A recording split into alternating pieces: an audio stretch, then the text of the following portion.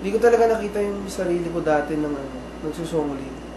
Tinatanong nga ako nila dati nila Kuya John kung gusto ko daw mag-sunglit. Pagka-upo ko nun, umupo ko nun sa may parang bench pagkatapos ko mag-backup. Tinanong niya kung gusto niya ako mag-sunglit. Wala akong masagot.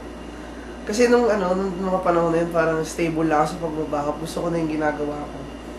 It was Friday. FNH yun eh. Malapit na kasi mag-start, ilang minuto na lang. Tapos, kinakabahan ako kasi kinakantsawan na ako nila Pastor, sabi. O paano ba yan, Zep? Wala yung song leader. Baka ikaw na kakanta. Sabi, kinakabahan ako, sobra hindi ko alam kung ano gagawin ko. Tapos yun. Wala pa talaga siya. Talagang mag-start na yung FNH. Lumapit sa akin si PM.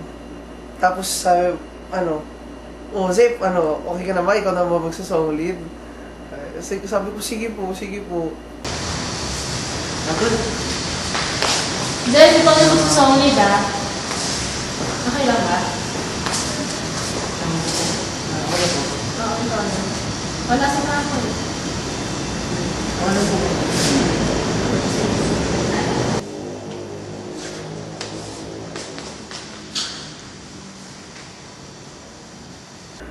Pakiramdam ko para talaga ako sinusunog sa kabalo. Grabe. Tapos, hindi ko alam kung anong gagawin ko. Baka mamaya meron akong masabi na may ma-stumble. Baka, pag napahiya ako, baka mag-backslide lang ako.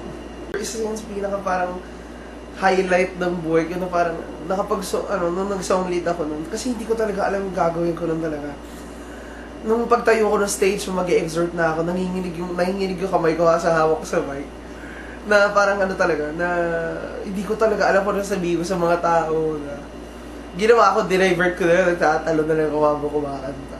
After nung pagsusong lead ko ngayon, parang may sinit si Lord sa heart ko na parang, anak, ito yung kailangan mo gawin. Siguro for the time being, ito yung gusto kong gawin mo, na parang, ito yung calling na plinis ko sa heart ko sa'yo na ito yung dapat gawin mo. Yung dating iniisip ko tungkol dun sa pagbabaka, parang lang para siya. Parang stage fright lang siya, parang feeling ko lang talaga na parang si Lord talaga challenge niya ako para talagang mag-take ng isang big step of faith para sa kingdom. Parang alaki na nadagdag doon sa pagkatao ko.